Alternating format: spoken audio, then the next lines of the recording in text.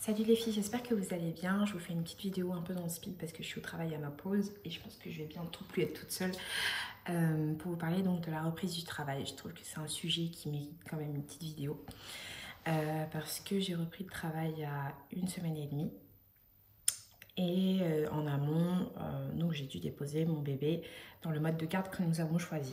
Donc tout d'abord, il faut savoir que pendant la grossesse, environ aux alentours des 4 mois de grossesse, il faut déjà, si vous pensez reprendre le travail, envisager un mode de garde. Donc nous, on avait envisagé principalement la crèche et on cherchait des micro-crèches parce qu'on trouvait que c'était un bon compromis financier et aussi en termes de disponibilité pour un nouveau-né. C'est pas évident non plus d'avoir les moyens pour une nounou. Et on n'avait pas envie que ce soit non plus l'usine à bébé où on s'occupe pas vraiment de mon bébé, on le laisse pleurer dans un coin. Ça, c'était vraiment pas du tout envisageable pour nous. Donc on a choisi de postuler principalement à des micro-crèches, donc les plus proches de chez nous. Et on avait commencé déjà à 2 mois de grossesse. Et seulement vers 8 mois de grossesse, j'ai pu avoir un rendez-vous avec une micro-crèche juste à côté de chez nous, donc à moins d'un kilomètre, enfin, ouais, à 20 minutes à pied, à moins d'un kilomètre.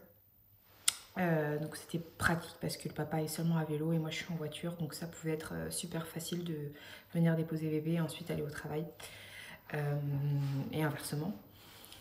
Donc ce qu'on a fait, c'est qu'on a choisi cette micro-crèche. Je l'ai visitée, elle était toute petite, comme le nom l'indique, micro-crèche, qui peut garder 11 enfants, jusqu'à 11 enfants, pour 4 animateurs, enfin auxiliaires de périculture et d'autres personnes qui s'occupent des enfants, et plus le directeur de la micro-crèche. Donc on avait planifié une semaine d'adaptation juste avant la reprise du travail, donc la semaine qui allait être la fin de mon congé maternité. J'étais pas encore sûre de reprendre une activité aussitôt parce que j'hésitais, je voulais au moins passer les 6 mois de mon bébé. Puis finalement, quand mon bébé a eu une semaine d'avance, j'allais être presque à 3 mois de vie. Donc je me suis dit, bon, ça allait être dur, mais j'acceptais de reprendre à 80% un emploi, donc être à 28 heures, et de laisser mon bébé, donc 35 heures par semaine, à la crèche. Donc avant la reprise du travail, j'avais une semaine d'adaptation. Faut savoir, donc pour celles qui ne le savent pas et qui n'ont pas encore regardé les anciennes vidéos, que j'allaite mon bébé. Donc j'ai fait le choix de poursuivre cet allaitement le plus longtemps possible et donc de l'adapter à la reprise du travail. Donc l'adapter à la reprise du travail, ça veut dire tirer son lait sur le lieu de travail ou chez soi pour pouvoir l'apporter chaque matin ou chaque après-midi lorsque vous déposez votre enfant au lieu de garde pour qu'il puisse se nourrir. Donc moi j'ai décidé de tirer à l'été. Donc en amont, je me suis bien préparée. J'ai contacté ma sage-femme dans le cadre de la rééducation du périnée, mais en même temps, je lui ai parlé de ce projet de tir à l'été au travail. Et elle m'a recommandé, donc j'avais plusieurs choix, elle m'a recommandé certains modèles de tire-lait qui étaient adaptés à la reprise pour que je puisse les amener sur le lieu de travail. Moi, j'ai choisi le modèle Ardo Calypso qui était normalement facile à transporter. Et j'ai fait appel à Grandir Nature. Pour cela, ils m'ont fait parvenir un sac isotherme avec des poches de glace et tout le matériel nécessaire pour tirer mon lait. J'ai décidé, donc ça c'est aussi votre choix, j'ai décidé de l'utiliser seulement à la maison parce que je trouvais que c'était pas pratique. Et j'ai aussi décidé de ne pas faire valoir mon droit dont je dispose légalement d'avoir 1 heure par jour de travail non rémunéré, sur mon temps de travail non rémunéré pour tirer mon lait parce que j'ai trouvé que c'était pas pratique, sachant que mon bébé il tétait toutes les heures à peu près 5 minutes, donc très rapidement. Donc moi, il fallait plutôt que j'ai quelques petits créneaux comme ça à choper à chaque fois dans la journée pour pouvoir tirer un petit peu pour me soulager et ensuite reprendre le travail. Parce que j'ai pas de problème avec le manuel en fait à tirer énormément de lait. Certes, c'est moins rapide qu'avec le tire-lait électrique, mais je trouve que c'est plus adapté dans le sens où je peux le mettre facilement dans un sac, aller aux toilettes, en salle de réunion, quelque part à part pour pouvoir tirer. Plutôt que d'avoir 1 heure qui en plus me fera décaler la crèche, essayer de trouver une nounou pour pouvoir chercher mon fils. Non, j'ai préféré me limiter au tire-lait manuel et le tire-lait électrique c'est à la maison lorsque j'ai une pause assez longue pour pouvoir rentrer à la maison. Donc voilà, nous on a choisi le mode d'allaitement prolongé malgré le travail. Et voilà, il faut savoir que nous on avait essayé de tester d'autres méthodes, enfin que le biberon, on a essayé de tester plusieurs contenants, notre bébé n'en voulait pas. Le biberon, il n'acceptait pas forcément, mais au moins c'était possible de lui faire boire au moins des petites quantités lors de l'adaptation. D'abord, il a fait 1 heure avec nous, 1 heure sans nous, 2 heures sans nous, une matinée et une après-midi. Donc lors de ces temps d'adaptation, il ne voulait pas manger pratiquement. Il boudait le biberon. Nous à la maison on porte beaucoup parce que c'est un bébé qui n'aime pas être posé. Donc à la crèche, la première semaine il devait beaucoup le porter. Donc ça va, elles sont 4 pour 11.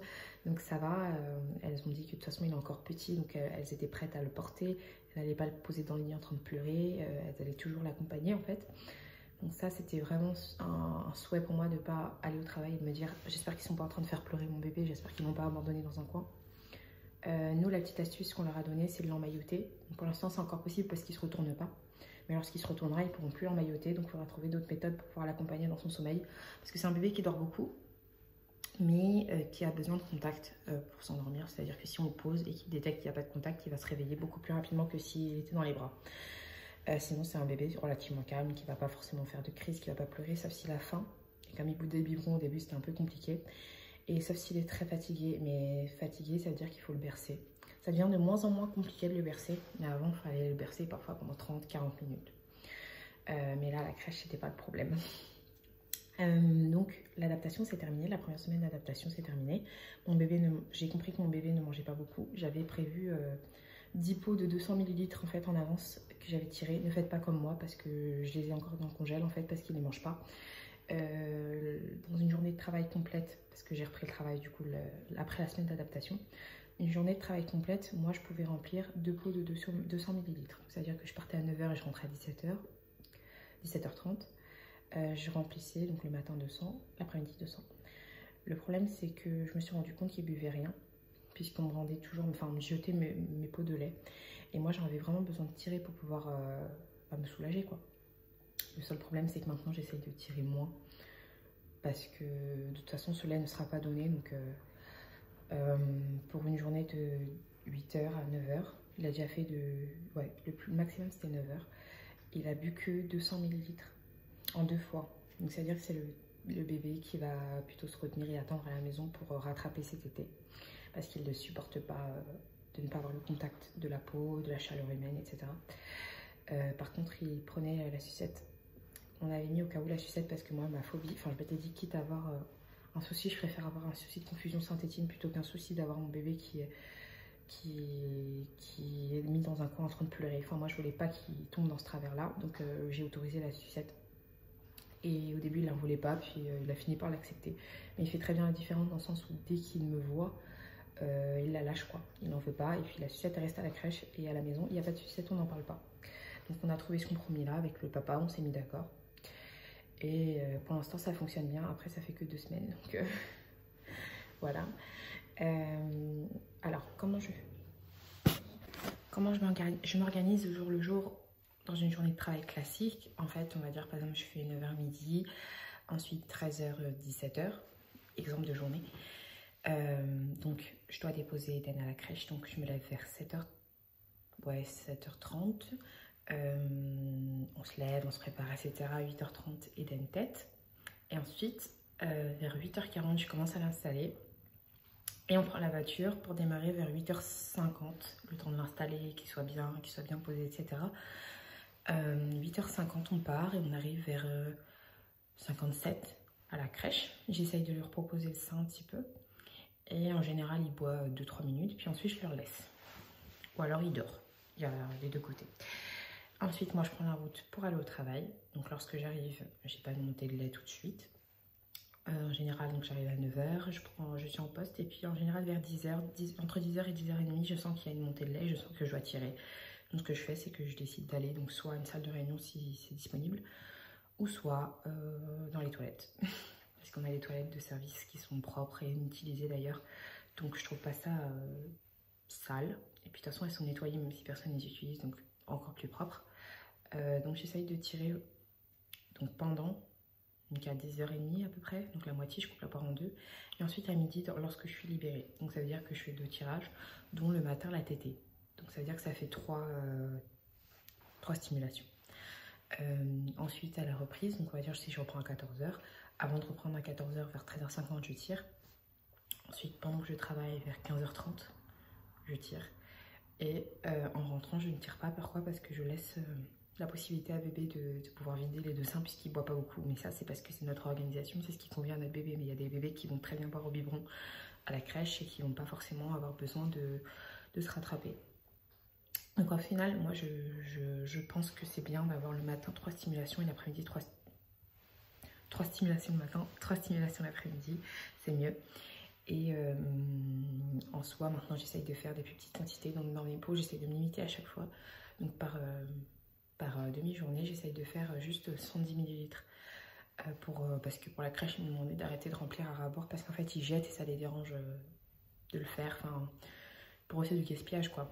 Donc, dans tous les cas, c'est quelque chose que je produis moi. Mais bon, bref, je préfère faire comme ça les arrange. Et puis aussi, quand je mettais beaucoup trop, pour eux, c'était difficile de se rappeler les quantités exactes. Donc, puisque des fois, ils oubliaient de noter exactement ce qu'ils avaient mis. Donc là, s'ils savent que dans le pot, il y avait ça, c'est plus facile de ensuite se repérer et de se dire « Ah, bah là, il a bu que 60, là, il a bu que 80. » Donc voilà, là, c'est notre organisation. Ensuite, bah, je voulais vous dire comment moi je fais. Donc, je vous ai déjà parlé des sacs isothermes. Moi, j'en ai deux. J'en ai un qui est donné par Grandir Nature. Donc, chaque matin, je prends le lait de la veille que j'ai mis. Moi, je ne le mets pas au frigo, je le mets directement au congélateur. Je prends le lait de la veille au congélateur et je le mets. Donc, en général, c'est 2 pots pour une grande journée ou un pot pour une demi-journée. Je mets les 2 pots dans le sac Grandir Nature avec 2 poches de glace. Ensuite, je ferme le sac et ça va à la crèche avec Eden. Et le soir, je récupère ce sac-là.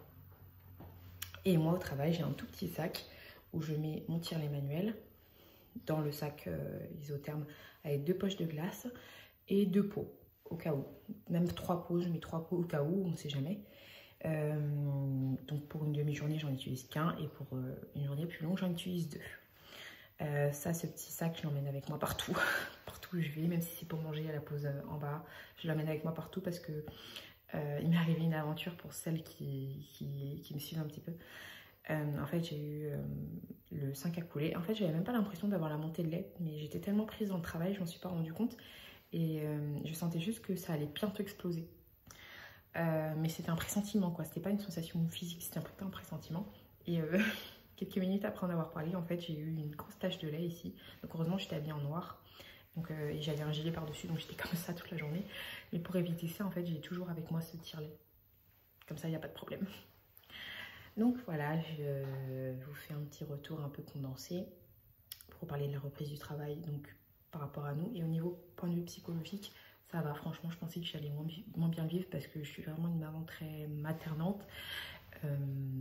Et finalement, c'est pas, je dis pas que je suis à 100 sur l'échelle de la joie, mais je pense que je suis au moins à 80. Dans le sens où je pensais moins bien le vivre, je pensais être triste, je pensais vraiment regretter. Et finalement, moi j'ai une bonne équipe, je me sens très bien ici, je trouve ma place en fait. Et mon bébé, je sais qu'il est très bien entouré. Le côté positif, c'est que j'ai pu parler avec les auxiliaires et les personnes qui s'occupent de lui bien avant son entrée. Donc j'ai pu me familiariser aussi avec leur manière de faire. Ils ont une éducation vraiment très positive. Une manière de faire très positive. Ils sont dans le côté un peu Montessori, le côté tout mettre à disposition de l'enfant, répondre aux besoins de l'enfant dans la bienveillance. Et ça me fait plaisir d'avoir une équipe qui se rapproche de ma manière de faire plutôt qu'une équipe un peu plus traditionnaliste où me dirait bah, laisse ton bébé pleurer, ça va pas le tuer. Voilà, je voulais pas de ça et je suis contente d'avoir trouvé une bonne équipe. Donc ça joue beaucoup. Même si vous choisissez par exemple d'avoir une nounou, une asthmate, faites en sorte d'avoir un bon feeling. Ne prenez pas n'importe qui parce que vous êtes pris par le temps. Choisissez vraiment quelqu'un en qui vous pouvez avoir confiance. Voilà, c'était mon petit point sur la reprise du travail.